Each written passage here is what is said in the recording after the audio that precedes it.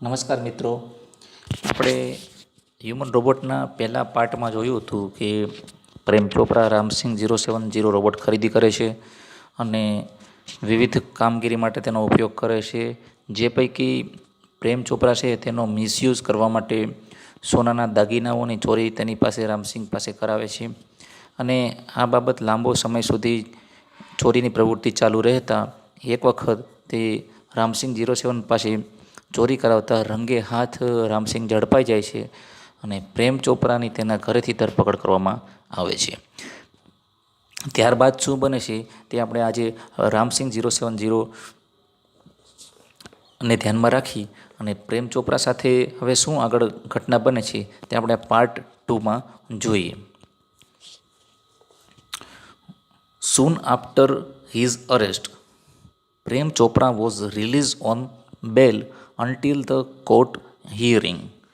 એટલે કે પકડાઈ ગયા પછી શું થયું તો કે પ્રેમ ચોપરા છે તેને ધરપકડ બાદ તરત જ પ્રેમ ચોપરાને ન્યાયાલયની એટલે કે કોર્ટની સુનાવણી થાય ત્યાં સુધી, કોર્ટની જ્યાં સુધી હિયરિંગ એટલે કે સુનાવણી શરૂ થાય ત્યાં સુધી બેલ એટલે કે અમુક પ્રકારના જામીન પર છોડવામાં આવ્યો. એને કેદ નથી રાખતા પણ એને છોડવામાં આવે છે. None of the stolen articles were recovered from his house.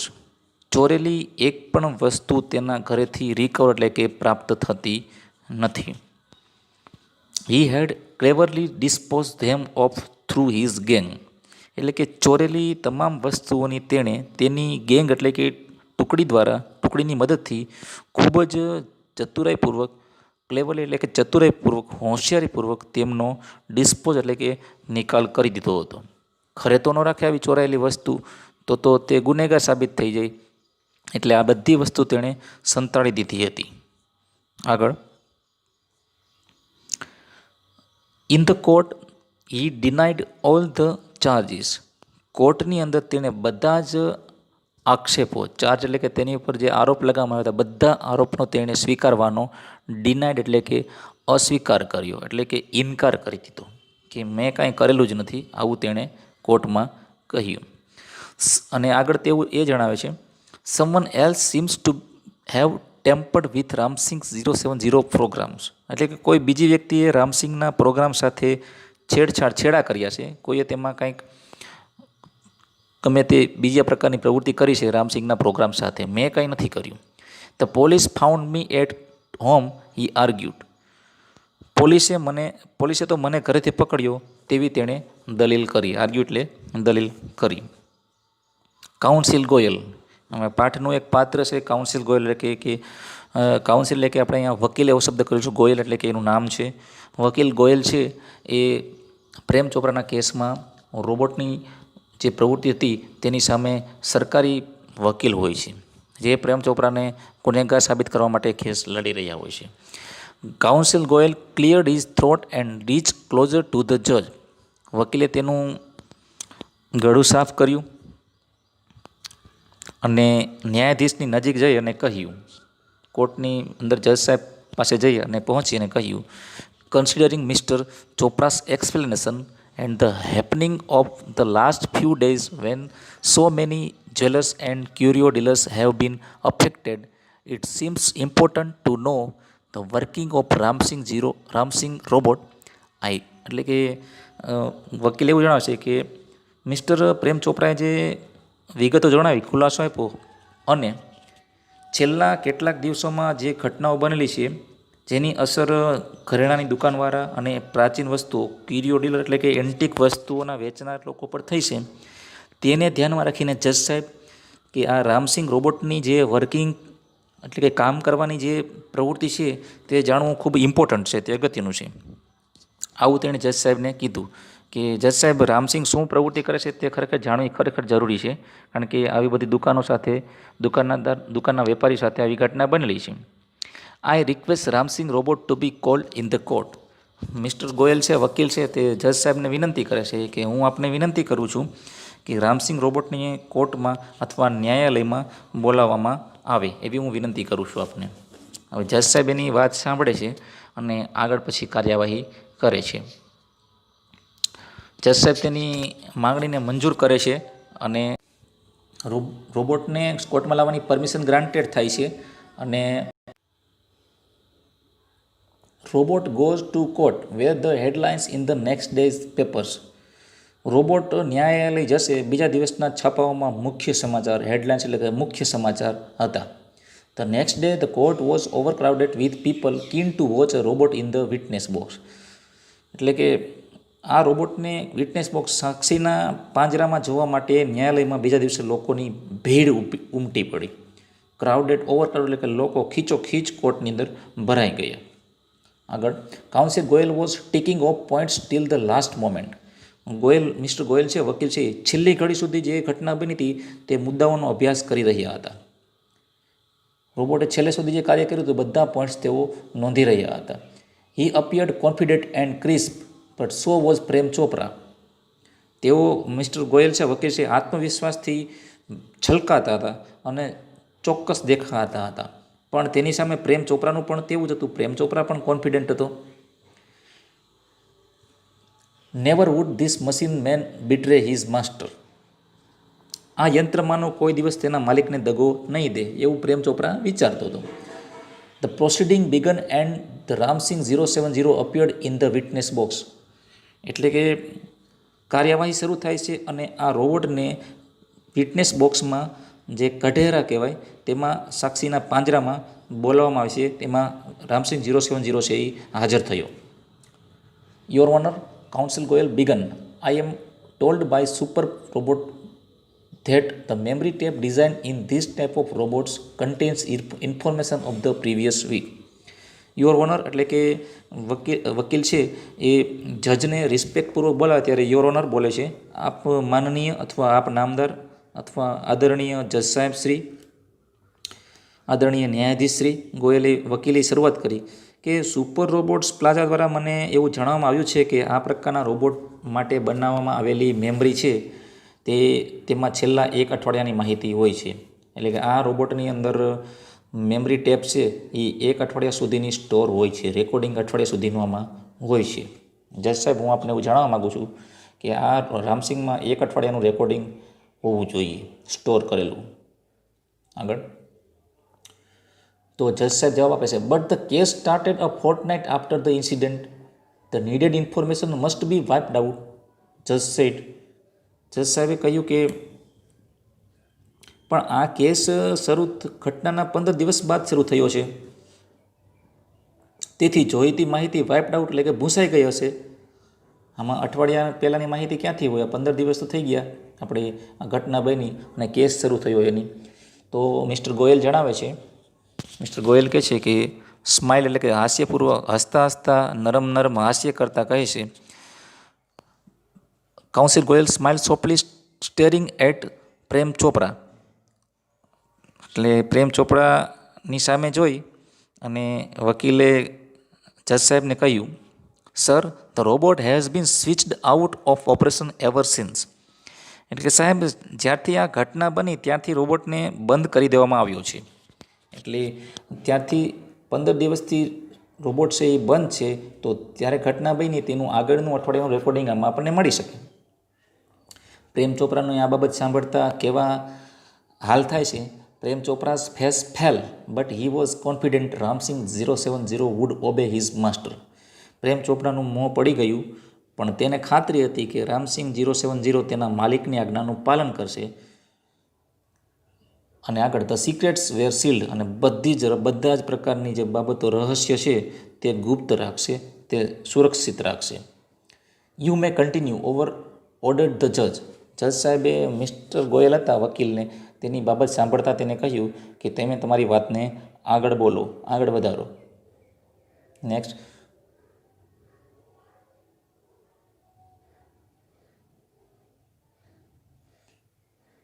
Council Goyal turn to Ramsingh robot. હવે વકીલ સાહેબ છે એ રામસિંગને પ્રશ્ન પૂછવાનું શરૂ કરશે. તે રામસિંગ તરફ, રોબોટ તરફ વર્યા. તે બાજુ ફરી અને તેને પૂછે છે, who is your master? He ask briefly. તેણે ખૂબ નાનો ટૂંકો પ્રશ્ન પૂછ્યો કે તારો માલિક કોણ છે? જેવો પ્રશ્ન પૂછ્યો એટલે direct a dull blue light flash and after a momentary whirring sound the robot squeaked in his metallic tone mister Prem Chopra. જેવો તેને પ્રશ્ન પૂછવામાં આવ્યો તેમાંથી એક ઝાંખી ભૂરી લાઇટ ચમકવા લાગી અને થોડી સેકન્ડોના ધડબડાટ એટલે કે થોડી સેકન્ડના અવાજ બાદ રોબોટ તેના ધાતુ જેવા કર્કશ અવાજમાં બોલ્યો, લોખંડમાંથી અવાજ આવતો હોય તેવા અવાજમાં બોલ્યો, મારા માલિક મિસ્ટર પ્રેમ ચોપરા છે, શ્રી પ્રેમ ચોપરા, શ્રીમાન પ્રેમ ચોપરા. હવે મિસ્ટર ગોયલ છે, વકીલ છે, બીજો પ્રશ્ન પૂછે છે, what did you do for mister Prem Chopra? તમે પ્રેમ ચોપરા માટે શું શું કર્યું? હવે બધી એની પ્રવૃત્તિ જાણવા માટે વકીલ પ્રશ્ન પૂછે છે ને, તો રામસિંહ જવાબ આપે છે, અ પોઝ એટલે કે એક ક્ષણ થોભી ગયું, પોઝ એટલે કે થોડો વિરામ લીધો, a whir then metallic answer, cleaning, moving lawn, washing, doing dishes, shopping. થોડી વાર ઊભો રહ્યો અને પછી કંઈક યંત્રમાંથી અવાજ આવ્યો, સાફ સફાઈ, ઘાસ કાપવું, કપડાં ધોવા, વાસણ સાફ કરવા, શોપિંગ એટલે ખરીદી કરવી, આવી રીતે પ્રવૃત્તિ ચાલુ થઈ. પછી ફરી પાછો વકીલ છે એને પ્રશ્ન પૂછે છે, recall in detail your activities of last 6 days. Council Goyal interrupted. વકીલે આ બાબત બોલતો તો બધી ખરીદી કરવી ને આ કરવું, તો વચ્ચેને અટકાવતા વકીલ બોલ્યા કે એ બરોબર છે, હવે તારી છેલ્લા 6 દિવસની પ્રવૃત્તિઓ વિશે વિગતવાર માહિતી આપતું. એ વર્ક કરીશું એ બધું બરોબર છે, વોશિંગ ને ડુઈંગ ને બરાબર, ડુઈંગ ડિસીઝ ખરીદી કરવાનું. હવે તું તારા છેલ્લા દિવસ જે પ્રવૃત્તિ કરી એ તું એની વિસ્તારપૂર્વક બધાને માહિતી આપ. તો રામસિંહને જેવું કહેવામાં આવે છે તે એવું આગળ કહે છે. તો શું થાય છે આગળ જોઈએ. The memory tape went on mechanically and monotonously, એટલે કે મેમરી ટેપમાંથી યાંત્રિક અને એક સતત, મોનોટોનસલી એટલે કે સતત ચાલે તેવું કંટાળાજનક વિવરણ શરૂ થયું બહુ ડિટેલમાં. રામસિંહ બોલે છે, open the boot of the car, એટલે કે કારનું બૂટ એટલે કે ડેકી ખોલી, દરવાજો ખોલ્યો. એમ્પ્ટીડ ધ ગ્રોસરી, કરિયાણાનો સામાન કાઢ્યો. શટ ધ બૂટ, દરવાજો બંધ કર્યો. ટર્ન એટલે કે ફર્યો. મૂડ 30 સ્ટેપ એટલે કે 30 ડગલા ચાલ્યો. સ્ટોપ એટલે કે ઊભો રહ્યો. ક્યુરિયો શોપ ઓન ધ લેફ્ટ, ડાબી બાજુ એન્ટિક પ્રાચીન વસ્તુઓની દુકાન હતી. ક્યુરિયો શોપ એટલે કે પ્રાચીન વસ્તુઓ, ખૂબ કિંમતી મોંઘી વસ્તુઓ મળતી હોય તેવી દુકાન હતી. ઇન્સ્ટ્રક્શન સિગ્નલ, દુકાને ઊભો રહ્યો, ત્યાં મને એક સૂચના મળી, સંકેત મળ્યો. બ્લેન્ક, હવે બ્લેન્ક છે તે ત્યાં બોલતો નથી, બ્લેન્ક બીપ અવાજમાં બોલે છે, એવો અવાજ આવે છે. મૂળ લેફ્ટ, પછી હું ડાબી તરફ ચાલ્યો. ટર્ન એટલે કે ફર્યો. 20 સ્ટેપ એટલે કે 20 ડગલા આગળ વધ્યો. આવું જ્યારે બોલે છે ત્યારે વચ્ચે બ્લેન્ક એવું બોલે છે. At this point the counsel commanded, આ જ્યારે પોઈન્ટ આવ્યો ત્યારે વકીલે તેને આદેશ આપ્યો, સ્ટોપ, ઊભો રહે.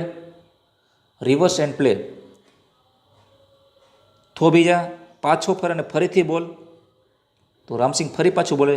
સૂચનાનું સિગ્નલ મળ્યા બાદ ફરીથી એક ક્ષણનો સ્વાભાવિક વિરામ આવે છે. એટલે કે again there was an obvious pause after the instruction signal. પાછું રામસિંહ એને વસ્તુ બોલે છે કે અહીંયા ગયો, વાં ગયો, પછી ત્યાં ઊભો રહ્યો, સૂચના મળી, બ્લેન્ક. હવે સૂચના મળી, જે શું સૂચના મળીને તે અહીંયા બ્લેન્ક બોલે છે. કઈ સૂચના મળી, સૂચના તે બોલતો નથી. આવું શા માટે કહે છે? તો કે સૂચના એવી હતી કે આ વસ્તુ ચોરી લે અને આ માહિતી કોઈને કહેવાની થતી નથી, જો કહીશ તો તારી સિસ્ટમને હું બંધ કરી દઈશ.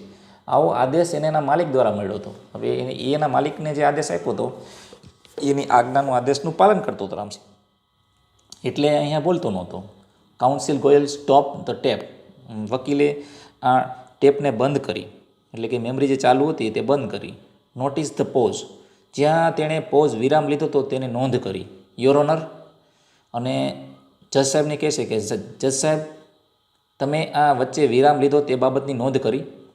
સમ એક્શન ઇઝ નોટ રિવીલ્ડ, અહીં કંઈક કાર્ય છુપાવવામાં આવી રહ્યું છે.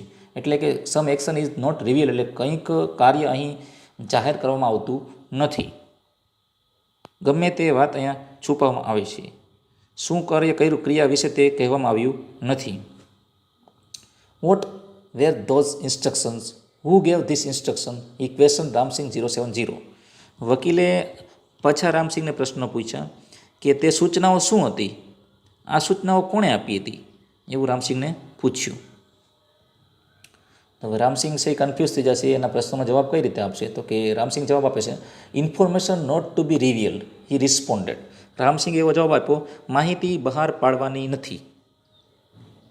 શું માહિતી તે એવો પ્રશ્ન પૂછ્યો એટલે રામસિંગે જવાબ આપ્યો કે માહિતી બહાર પાડવાની નથી. તો વકીલે પાછો પ્રશ્ન પૂછ્યો, બટ વાય, પરંતુ શા માટે? તો રોબોટે પાછો જવાબ આપ્યો રામસિંગે, robots do not disobey masters. Robot તેના માલિકના હુકમનો અનાદર કરી શકતો નથી. તેની માલિકની આજ્ઞા છે એનું તે પાલન કરે છે, તેની આજ્ઞાનો અનાદર અથવા ઉલ્લંઘન કરતા નથી.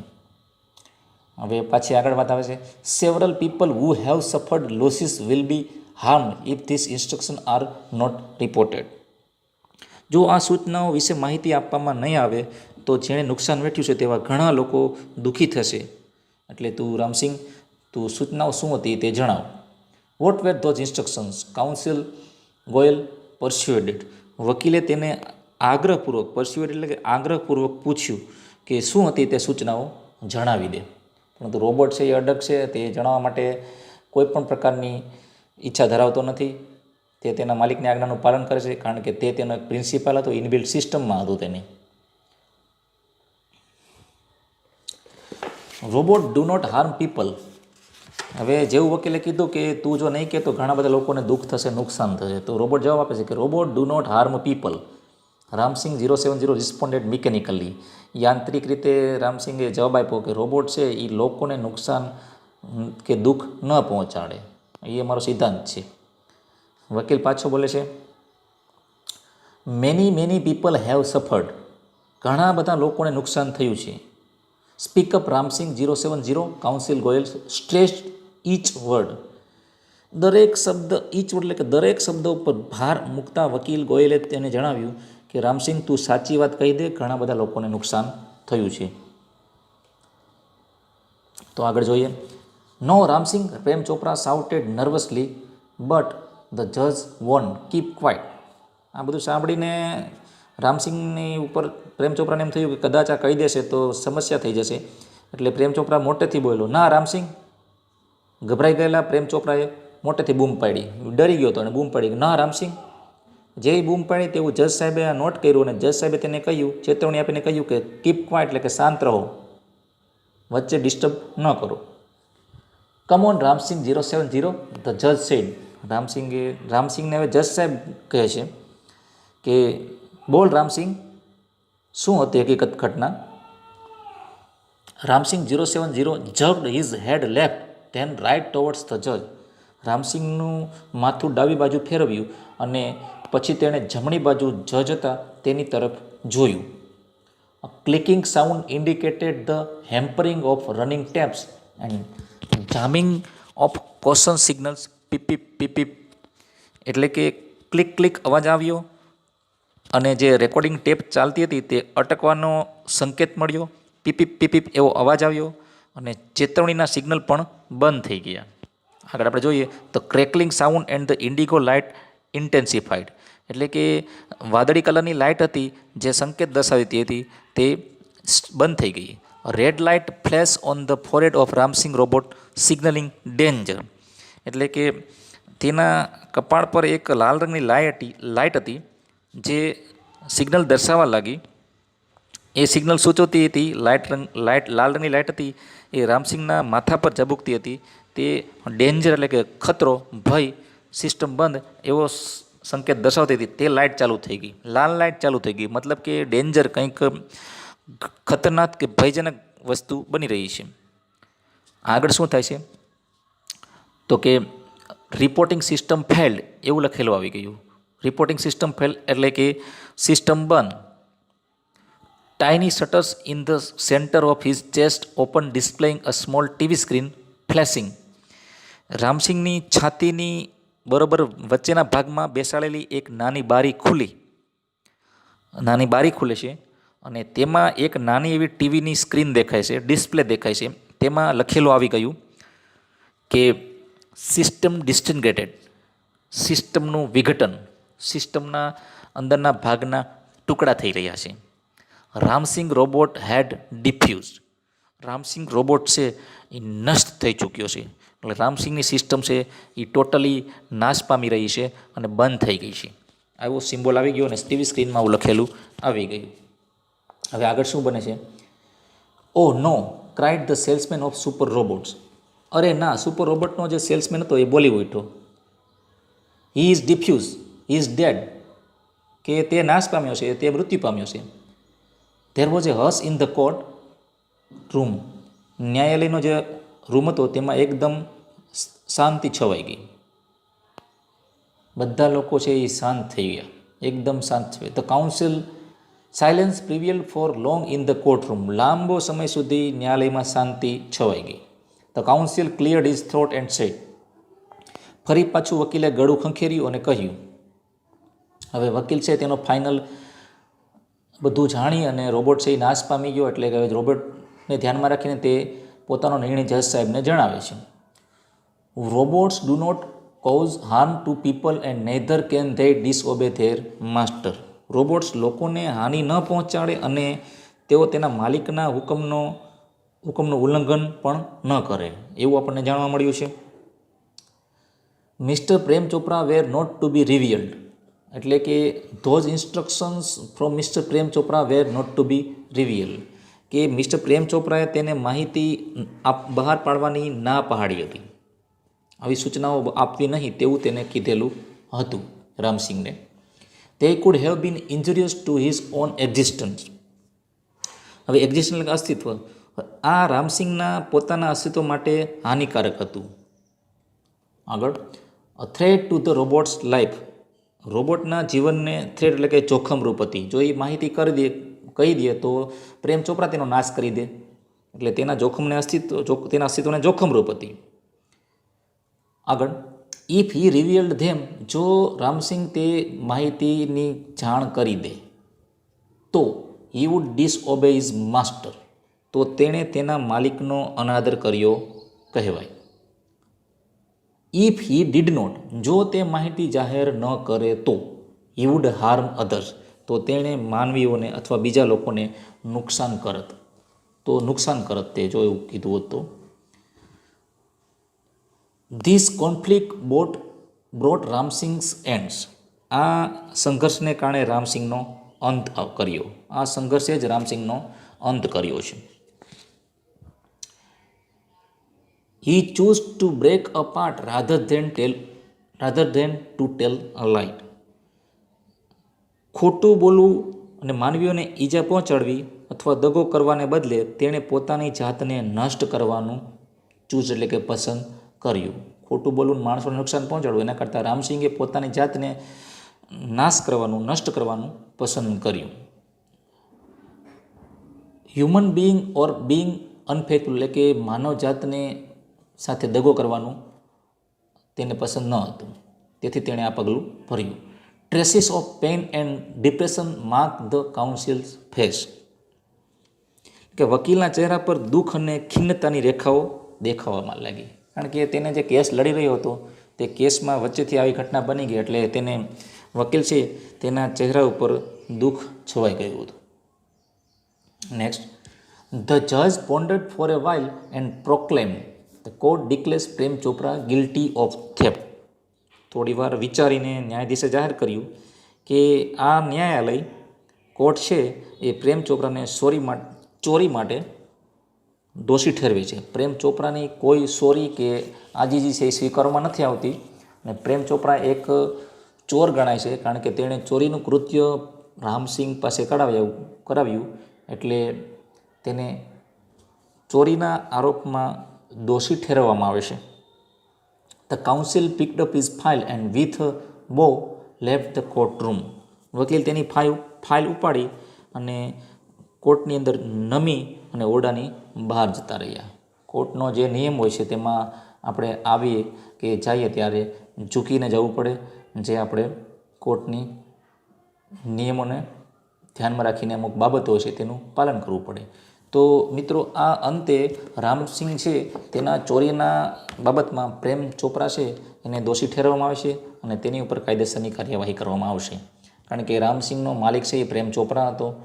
આવી કોઈ પણ ઇલીગલ પ્રવૃત્તિ માટે કોઈ વસ્તુ ખરીદવામાં આવે તો ગુનેગાર છે તે વ્યક્તિ જ બને છે, નહીં કે કોઈ મશીન, તેવું આપણને આ પાઠમાંથી જાણવા મળે છે. આ પાઠને આપ સારી રીતે સમજી અને ટ્રાન્સલેશન યાદ રાખજો, જેથી આપણને પ્રશ્નો લખવામાં મદદરૂપ થાય. Thank you for watching.